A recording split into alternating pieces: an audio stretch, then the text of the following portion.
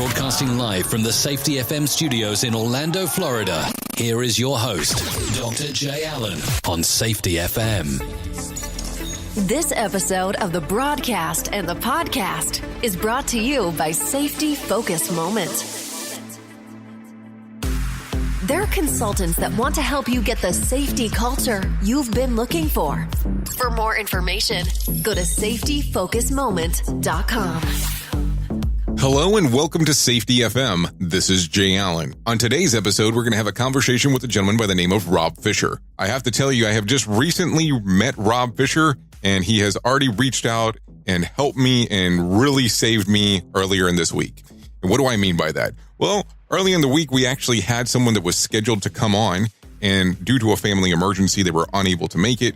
I put out a request online, and Rob Fisher stepped up to the plate and decided to be a guest here on Safety FM. So let me tell you a little bit about Rob Fisher. Rob spent almost 10 years in the U.S. Navy before working with the South Texas Nuclear Project for 12 years. During this time, he worked in operations, chemistry, and environmental, and ultimately owned the Human Performance Improvement Initiatives and the procedure program through a difficult plant recovery time. In addition, he was always utilized as an industry internal consultant in these areas.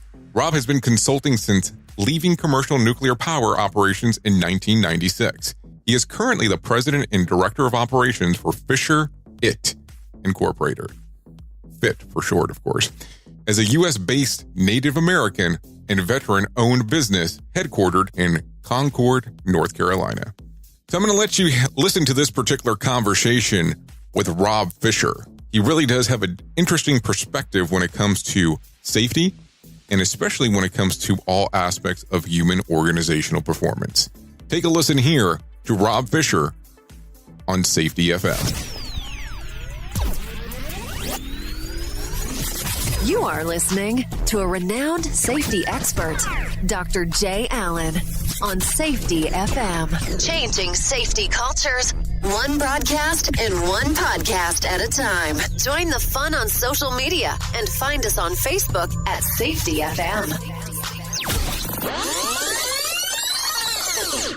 Normally, the first question I normally ask most people, why did you decide to get into safety? Well, I have a nuclear background, started in the nuclear Navy, and was one of the original human performance people in the nuclear world, post 3 Mile and post Chernobyl, and did a lot with trying to take the human performance theory and turn it into practical application as an employee at a power plant that had gotten in some trouble, frankly, and we were using human performance to get us out of trouble because the Nuclear Regulatory Commission at the time said that's what you need to do. But back then, human performance, or what they call HOP today, was about how do you protect the plant from the people. And as I started moving through, I started seeing that it's different when you try to protect the people from the plant. So I started focusing on that effort in about 1992. I started moving out into industry where it was the people that were getting hurt, maimed, and killed, not the plant that was getting hurt, maimed, and killed. And what I discovered was that the theories and philosophies don't change and the tools don't really change. It's only the outlook on the system that you design that changes. And so we started using human performance, human error reduction, mitigating strategies to try to protect people starting back in about 1995 or 96. And we've been doing that ever since. So, Mr. Fisher, if you don't mind me asking, how did you decide to get involved with the Navy? Did you go in saying, hey, this is what I want to do. I want to do the nuclear side of the Navy, or was there something else that you were interested in when you first started? No, that's a great question. It almost leads to where I wound up today. I was actually given a speech to a medical group last week in Houston, and part of my story is that my mother passed away due to a medical error in 1975. Now, at the time, I didn't know what that was, but I floundered around and ultimately left college and joined the Navy. I was trying to join the Air Force, but the Air Force person wasn't in the recruiting office that day. So they kept giving me tests to take, and then the recruiter's eyes got all big and said, "Do you qualify for the nuclear program?" I said, "That's okay. I don't know what that is." And so I kind of wound up in the nuclear program by accident. I was not setting out to do that. In fact, my personality is not such that it would lend itself naturally to be in that job. So I really had to fight some of my tendencies to make it through nuclear power school, and then to go on to work at nuclear power plants after the Navy for about 10 years. So I was very lucky that kind of serendipitous. My uncle was on the Nautilus when it was commissioned and when it went around the world underwater for the first time. Oh, wow. And I actually did the radiological decommissioning of the Nautilus when I was in the Navy. So we have that family tie. So, I'm going to have to ask the question. So what exactly were you going to college to before the event happened with your mother? Chemistry and biology. I went to Southwest Texas State in San Marcos, Texas. They tell me I had a very good time, and from what I remember,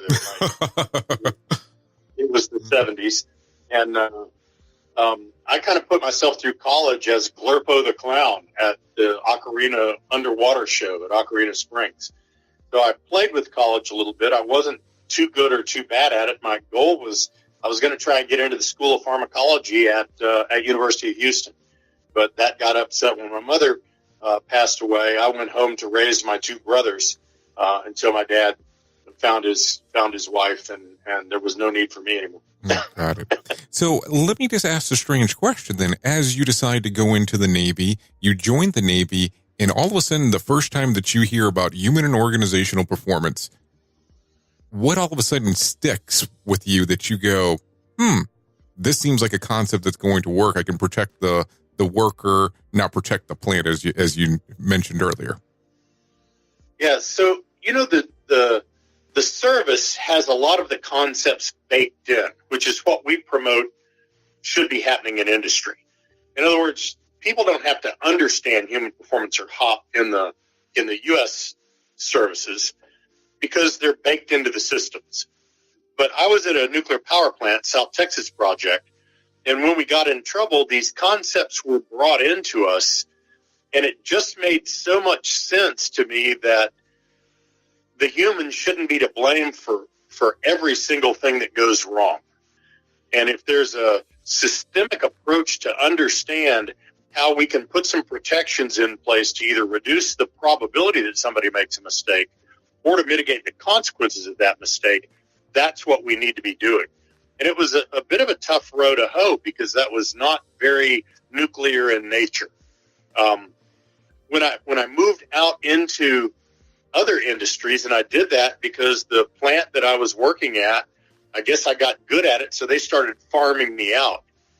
And I just started seeing the light go off in people's eyes, and I started seeing them use the concepts and the tools the way I did. In other words, it wasn't just something that made sense to me.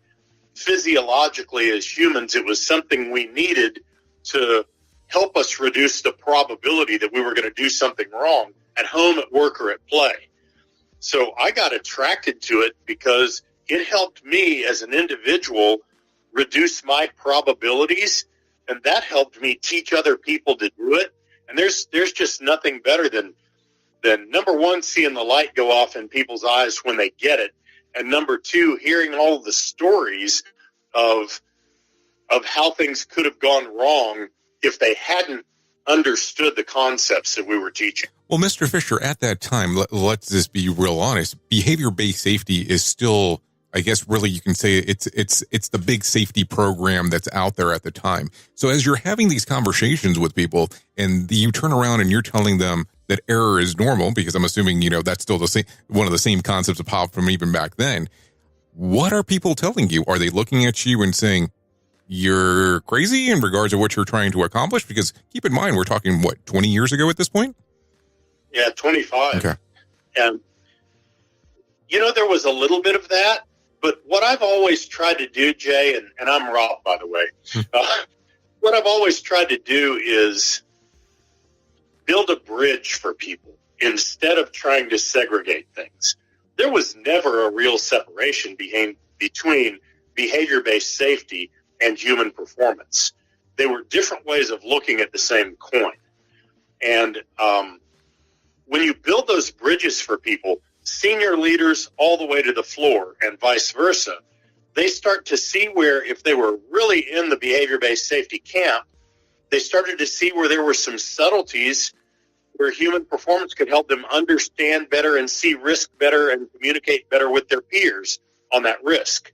If they were in the behavior-based safety sucks camp, which some people were back then they saw an alternative to saying they were in behavior-based safety, but still taking care of the human attribute. Am I making sense on that? Yeah, you're absolutely making sense. But what I've noticed, and I can just only tell you from what I've done recently, sometimes people are so ingrained with certain things, and I'm talking more of their own version of a concept. Not saying that they're married to behavior-based safety, not that they're married to lean and so on, but some of them really, this is what I'm accustomed to, and this is what I gravitate to. So when you tell me something new, I don't want to hear it to some extent, and they just want to stick to the same mindset that they used before. And I mean, when we're going back 25 years, these are really updated concepts at the time. So that's why I keep on wondering, how did it go? But if you're saying there really wasn't a bridge to build for the time frame, it just becomes very, very interesting on the people who were that open even at that time.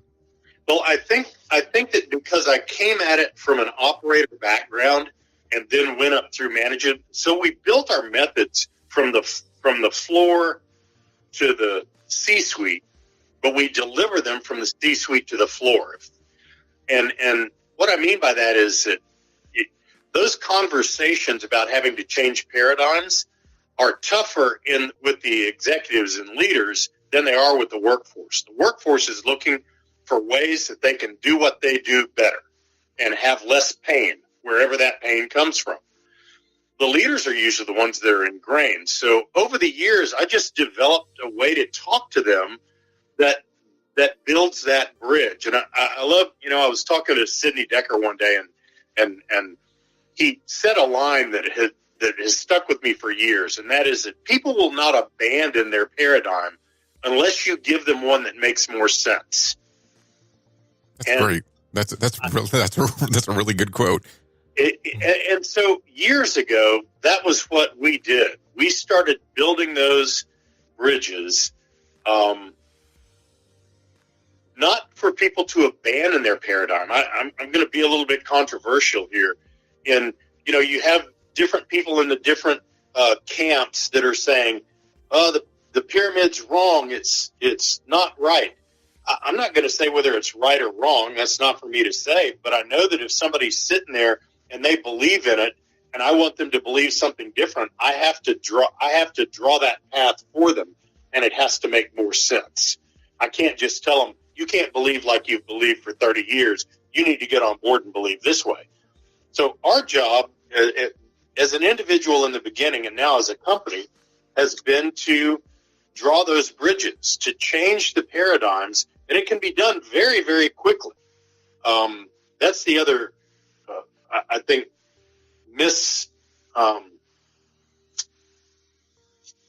I think a lot of people miss how quickly that can happen if you give people the science behind the bases of the new paradigm that you want them to move to. Well, I think that sometimes that's what we run into as an issue. And let me explain why I say that. And I'm going to use the C-level because that's where a lot of the conversations take place, at least with the people that I interact with. And sometimes I think that they have the hardest time adjusting, as you were stating earlier, because there's a bonus structure related to it. There's a tie-in to a financial gain. And all of a sudden, you're going to give me something that's a concept or a philosophy, depending on who you're speaking with. So how is that going to work inside of my organization?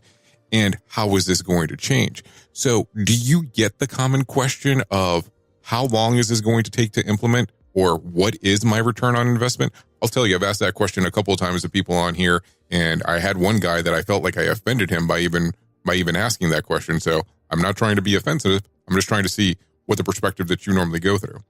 Well, I think if you have a responsible senior leader, they have no choice but to ask that question, especially if they owe their shareholders an answer to why they're going to spend money on something, whatever it is.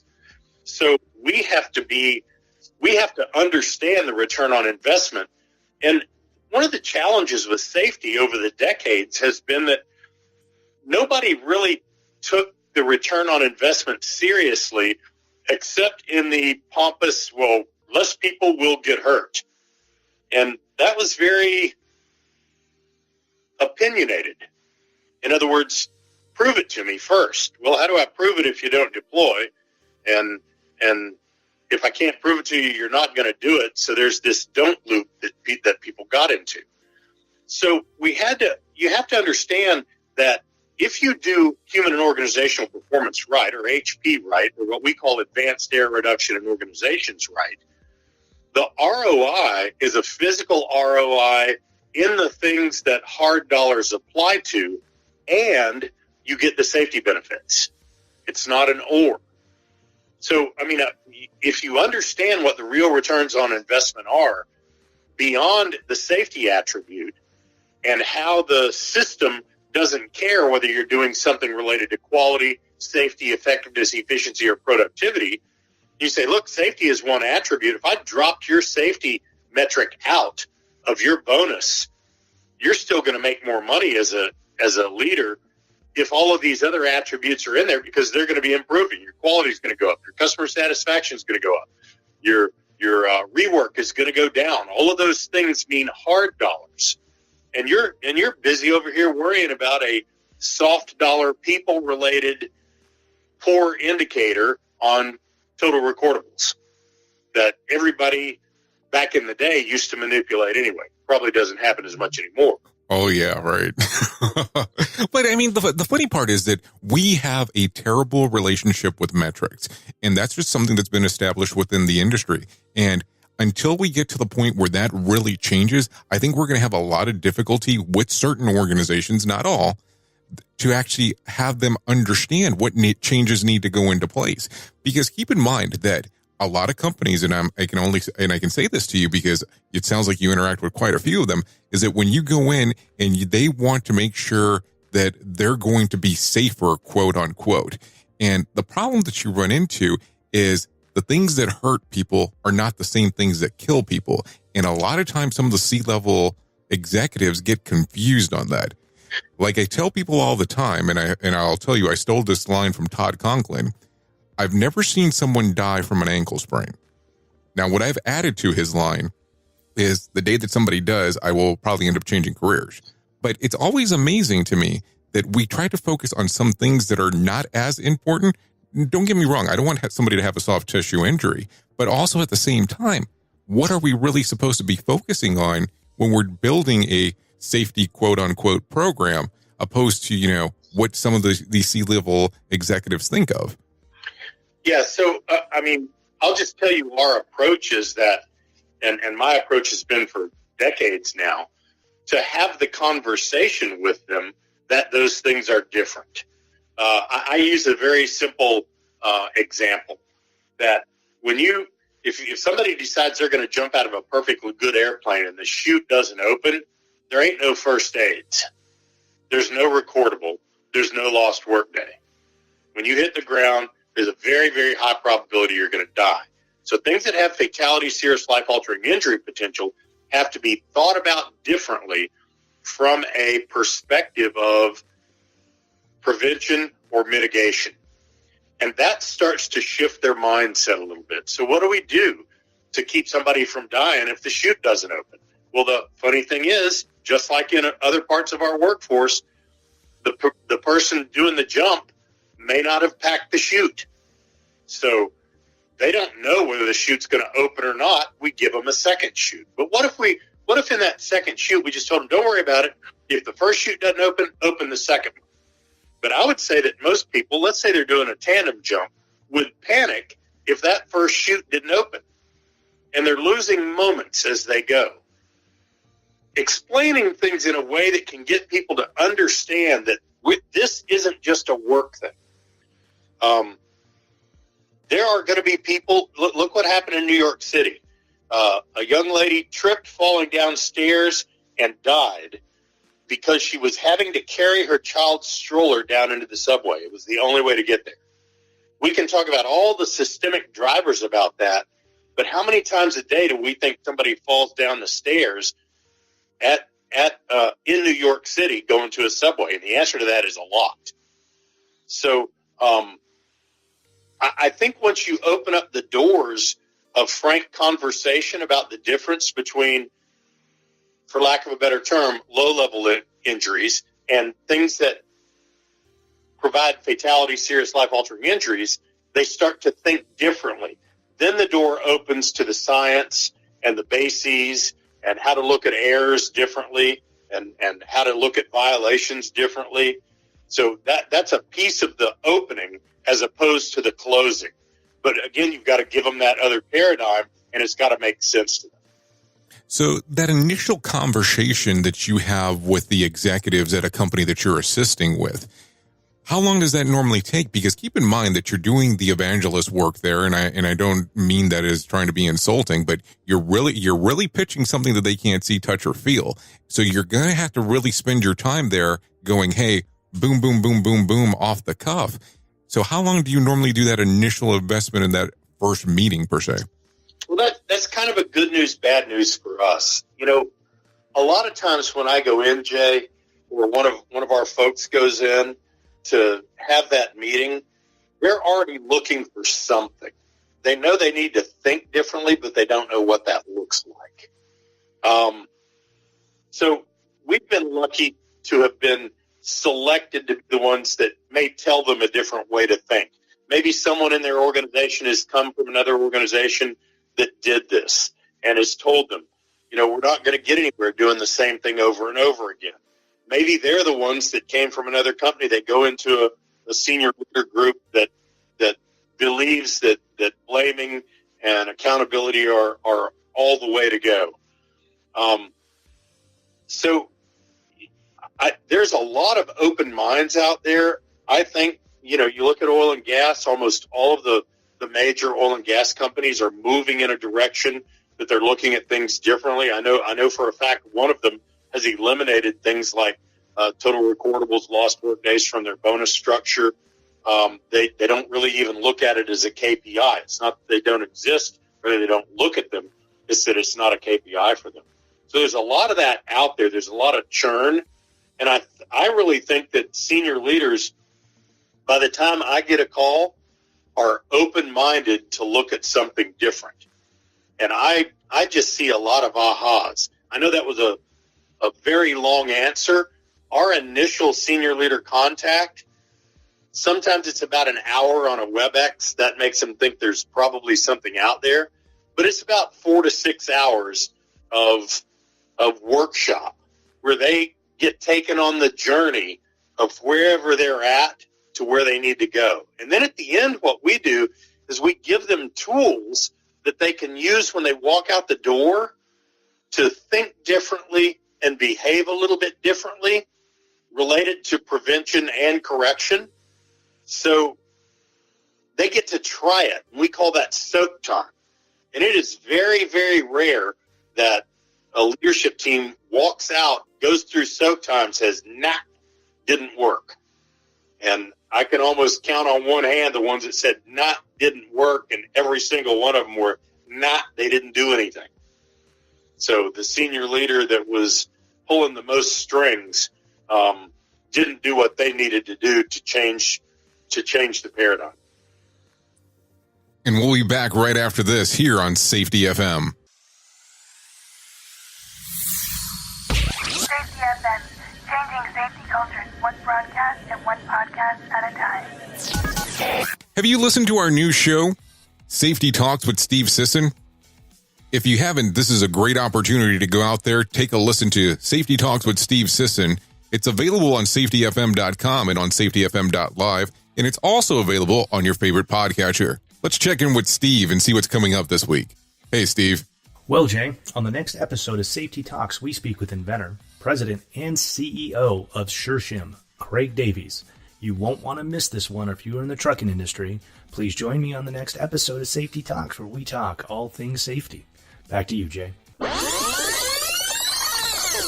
And we're speaking to Rob Fisher from Fisher Improvement Technologies. He's also the president and director of operations. So let me go down this path because, you know, we kind of jumped over part of the story. How do you decide going from nuclear and saying, hey, I want to start my own company and this is what I'm going to move forward with? Yeah. Well, I started getting farmed out from the company that I worked for. So they were sending me all over the place. I was going to airlines and schools and manufacturing plants and other utilities. And I went home one day and my wife, my kids were fairly young at that time. And my wife said, look, you know, you're traveling 50% of the time and they're still paying you like a supervisor at the power plant. I'm pretty sure people get paid to do this, and you're either good at it, that's why they send you out, or they just don't want you around the plant, in which case you're not doing anything anyway. So what do you want to do? Do you want to do this and have some benefit to our family, or do you want to go back, or do you want to stop? And I wasn't the brightest tool in the shed at the time, but I will tell you, my wife owns 25% of our company, and this is why. Because she pushes those elements that need a decision. So I went to my vice president and said, you can't farm me out anymore. I'm not going to do it. I'll just stay right here. I'll go back to being an operations supervisor, but you can't farm me out because I'm not leaving my family. And they said, okay. About a week later, a ex-boss called and said, hey, I'd like you to come help me deploy it at my plant. And I said, well, I'm not doing that anymore. And he said, well, I'll pay you. I said, okay. So I went over and took some days of vacation, and then I wrote up a little contract. This is in 1993, I believe. Wrote up a little contract, and I charged him the amount of money I made as an operator divided into hours to help him deploy these concepts. And at the end of the deployment, he called me into his office and said, I want to tell you two things. One of them's personal and one of them's professional. I said, okay. The personal thing is, this is what you need to be doing for a living. You're good at it. If you decide you're going to do it, then I got 5 people lined up that would really like your help. But I don't think you can do it working for somebody else. And the professional thing is, you need to charge for your services what the benefits are to the organization. You charged us X amount, but you saved us close to $3 million in 2 quarters. And there has to be some kind of requisite ROI to you to do this. So take that or leave it. So I went back home, talked to my wife, talked to my boss, and feel free to cut out any of this you want. And the boss said, well, we really don't want you to leave. If you want to do that part-time and stay here part-time, we've got some goals that we want to achieve. So I spent another 18 months doing both. And then it became time to leave. No, I have to tell you, no, I'm not going to really cut anything out because I find those stories so interesting, because a lot of people that get involved, at least with this safety differently hop, depending on whatever you want to call it, it's always an interesting story, because I look at it as the Bruce Wayne Batman story. I look at it as the Clark Kent Superman. It always starts off with a duality scenario. There's not someone who jumps in full force and says, hey, I'm a consultant and that's what we're going to run with. So I always find it interesting on how those stories normally start. And as I say that, were you hesitant at first? I know you said that, that you had kind of like an 18-month transition, but were you nervous of, well, I'm kind of accustomed to having the consistent work and the consistent money that's coming in from the power plant, but now I'm going at it from, I am bringing in this money directly. How was that approach to you? Because to some people that scares people, and to some other people, they love the challenge. So how did it come about for you? Well, when it came time, we actually had some very good friends pull my wife over to the side and say, don't let this crazy man do this. He's going to ruin your family and you're going to go broke. He's not very good at it. This human performance thing is a fad, and it's not going to go anywhere. There's nobody out there that really wants to do it. He's just been lucky. please, please, please don't do this to your family. And we had the conversation, and she said, look, you have proven that you know what you're doing. And, you know, as the years have gone by, and this is actually kind of hard to talk about. As the years have gone by, I will talk about how lucky we've been. And she will say sometimes, yeah, you were real lucky. You were the guy that was one of the original 5 or 10 people that brought human performance into the nuclear industry in the U.S. and then took it over to Europe and some other places. And any of those people could be doing what you're doing right now, but you're the only one that has created the systems, created a holistic approach, continually improved HOP, and been out there on the leading edge for 25 years. She says, I just don't see that as luck. I see it as hard work and really, really wanting to help people that are out there. I mean, our vision is improving companies and lives through the creative application of technology. And we focus on it every day. And I just feel so great about being able to do this. And of course, you know, there were times, you know, consulting, it has its ups, its downs, its roller coasters. And now with an organization that has about, you know, almost 20 consultants and 5 direct employees and a building and a center for excellence here in Charlotte, North Carolina, I don't think any of that ever goes away if you really care about what you do. So, is it scary? Sure. I don't know that ever goes away for me. So let me ask you the question here. It's 25 years later from when you started this. And as you look at this, does it bother you that people still consider this new view safety 25 years later? Shouldn't it be kind of common practice at this point? Yes. I think what bothers me the most is that we can't seem to get the academics who all the science came from to adopt it as something that people need to learn through their education process.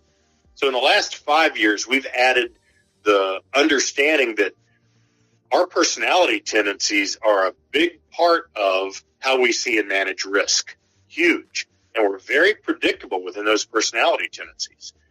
You know, if you go into schools like Equilibria and eColors in Education will go into schools, they'll help younger kids understand their personality tendencies, and bullying virtually disappears.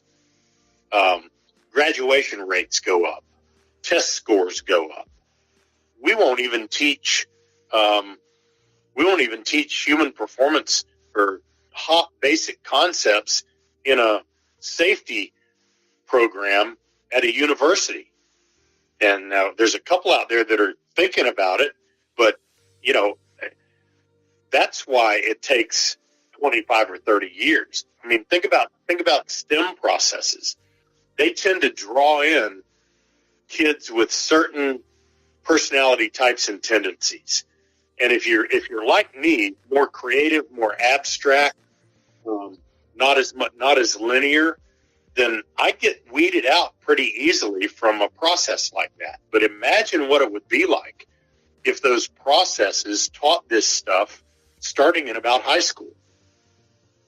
And we're working on that right now as the next phase. So if it took 25 years to get there, heck, who knows how long it took to invent penicillin. Right. But once everybody was into it, now we know what to do.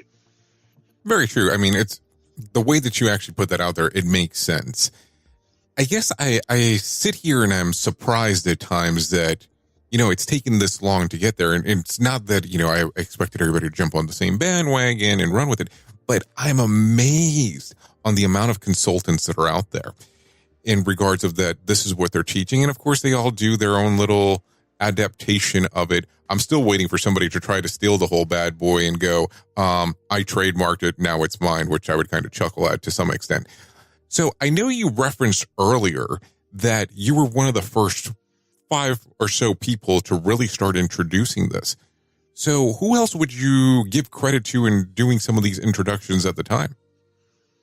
Well, I mean, you had Tony Machera, who you probably know. And most of the other people were embedded. L.D. Holland at Duke Energy. Karen Jennings, Karen Hammond now with Florida Power. It was a group of nukes, Ed Frederick up at 3 Mile Island. We're all, for lack of a better way to say it, old now. And they went their different paths. They implemented at their facilities. Tony was the master. And of course, he has a very good book out on risk management. And that group, we just kind of all learned together. And I was kind of the practical applications guy. So I would try almost anything to reduce the probability or mitigate the consequences at the hands of the people that were getting hurt, maimed, and killed. And some of it worked, some of it didn't. Whether it meant refining the tools or understanding that different people with different personalities get hurt differently. I was just all into the practical application side because that was where I came from. Tony is probably one of the best theoreticians, if that's a word, in the world related to human and organizational performance. He's certainly one of the most studious. That was, we would have James Reason come over and sit in a room with 10 or 12 of us back in the day and talk about what he was thinking related to human error or managing the risks of organizational accidents. We had, right after Sidney Dekker wrote The Field Guide to Understanding Human Error, we were picking his brain on how it could be practically applied. So I certainly don't want to take credit for being the guy at all, because it was a very much team effort, and everybody played some very specific roles. Bob Coover from Exelon was in that area. Chong Chu from PII was in that area. Craig Clapper, who is now in the medical industry, was in that era. So there were a bunch of us. Some of us were just living it every single day, and the goal being it has to be practically applicable, or it's not going to be sustainable. And that sustainability wasn't even a buzzword back then, but that's what you had to look for. You had to look for something that wasn't going to be a program that was going to stick to become a way we did business. And, I hear the line a lot of the people that do HOP are standing on shoulders of giants. And I don't disagree with the comment. But here's my question to you. You have your own consulting company, and there's other people that are out there currently in the industry, and they swear that their version of HOP is better than others. And to me, it should be relatively close. At least that's my opinion. So when you hear lines like that, and you being a consultant, how does that make you feel overall? Well, I try not to feel about it. I think people have to find a way to get people to come their way because they've chosen to do this for a living. I know we have probably the most holistic approach that includes understanding how incidents happen, learning from problems, and just learning in general, procedures. We have apps for technology-based pre-task briefings. We have free apps that have gone all over the world to help people talk about tasks before they do them. I think that people honestly believe that they're different and they're the best, and it doesn't bother me. We just have to keep doing what we do and continue to push that envelope. And I don't want to sound egotistical, but I'm a little bit proud that a lot of the things that we do a couple of years later come down the road mixed as something else, because that means we're out there exploring and pioneering so that other people can become settlers. I mean, you can build some really great houses as a settler, and pioneers and people who are out there on that leading edge. We really don't have time to build houses and plant fields, if that makes any sense. No, that makes sense. But what I always kind of find interesting is that if you kind of do a little bit of research on some of the people that are out there, screaming about how they're the best and look at me and all that kind of fun stuff. They do a lot of repackaging, and it seems like they're taking the same concept over and over and repackaging it. Once they do it in one format, then they change it a little bit, and then they kind of go back to the same thing. And I'm not here trying to nitpick, but I just, as one of the first people to do it, as you are, I just kind of have always wondered, how do you feel about it? And that's why I asked the question. So I do appreciate the explanation. So as you've been in this field for the last 25 years, what do you see as the changes coming up in the industry? And I'm not saying changes just in hop in general, but what changes do you see coming down the pike? Well, I think that the biggest changes are going to come in automation and the individuals who come in contact with the things that could hurt, maim, or kill them, and how we enable people to prevent that harm. It's not just going to be automation. It's going to be our interaction with people. There's probably going to be fewer of them. The technology is going to be higher, so that we're going to need to pay more attention to what we tell people and how they manage when things go wrong.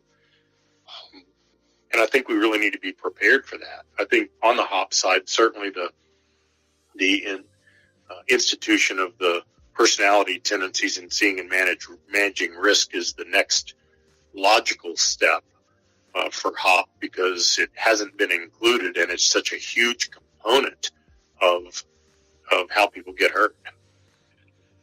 Absolutely. Now I have a question for you. If people want to have more information about your company, Fisher Improvement Technologies, what do they need to do? I think the simplest thing to do is go to our website, improvewithfit.com, and just poke around on it. There's a pretty good introductory video on the front page. In some of the back area, we've got a bunch of the videos and things that we've been putting out. We've been trying to use LinkedIn to help. In other words, posting things I've learned over the last umpty frat years, and we call them Robservations, things that I see out there, and conversations that I have, and really it's not a promotion of us. It's a goal to help people. That's kind of the end answer to your previous question as well, is, if these folks are repackaging and helping people and fewer people get hurt, maimed, and killed, good on you. That's what we're here for. That's what it is for.